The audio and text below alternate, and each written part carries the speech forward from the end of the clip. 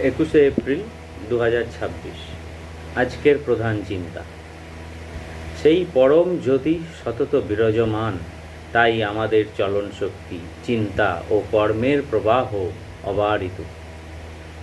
করি তোমার আবাহন, তুমি যে গো জ্বালাও মোদের প্রাণে, সর্বগ্রাসী প্রেমের অগ্নিশিখা। এসো মোর অন্তঃপুরে, যেথায় জাগাইলে তুমি আগ্রহ আমার, পুজিতে তোমার সৃষ্ট রূপরাশি। বাক্যহীন আমি, বিস্ময়ে কেবল সরি তব অনন্ত করুণা।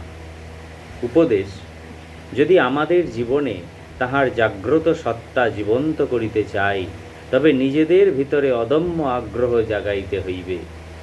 এই জীবনের প্রত্যেক দুয়ার ভগবানের দিকে খুলিয়া দিতে হইবে। যদি আমাদের চিন্তা অন্ধকারাচ্ছন্ন হয়, তবেই আমরা বাধাপ্রাপ্ত হই। জীবনে যাহার স্থান সর্বাগ্রে, তাহাকে প্রথম স্থান দিতে হইবে। জীবনের বিকাশ হয় ক্রমে ক্রমে, আমাদের প্রত্যেককে ইহা শিখিতে হইবে। কাহারও এমন ক্ষমতা নাই যে এই শিক্ষার হাত এড়াইতে পারিবে, অথবা সেই মূল সত্তা হইতে আপনাকে বিচ্ছিন্ন করিয়া রাখিবে। প্রার্থনা: ওগো অনন্ত দিব্য সত্তা, আমাকে তোমার দর্শন দান করো, যেন আমি তোমাকে কাছে অনুভব করি। আমার অন্তরে কেমন করিয়া তোমার অনন্ত সারাংশ ধ্যান করিব, আমাকে শিখাও। তুমিই আমার সকল শক্তির উৎস, তুমিই আমার জীবনের মূল।